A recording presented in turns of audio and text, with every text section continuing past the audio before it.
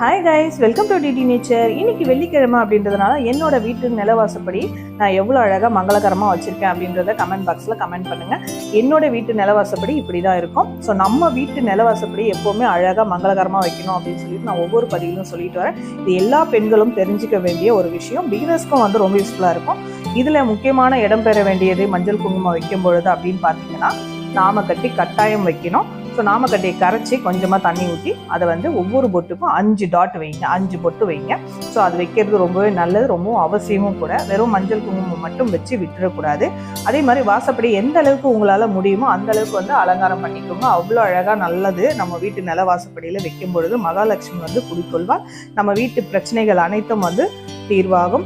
அதுவும் இல்லாத நல்ல ஒரு செல்வம் செழிப்போடு நோய் நொடி இல்லாமல் நம்ம வந்து லைஃப்பில் எப்போவுமே ஹாப்பியாக இருக்கலாம். சண்டை சச்சரவும் எதுவுமே இருக்காது. இந்த வீடியோ உங்களுக்கு யூஸ்ஃபுல்லாக இருக்கும்னு நினைக்கிறேன். அப்படி யூஸ்ஃபுல்லாக இருந்துச்சுன்னா ஒரு லைக் பண்ணுங்கள். தேங்க்யூ ஃபார் வாட்சிங்.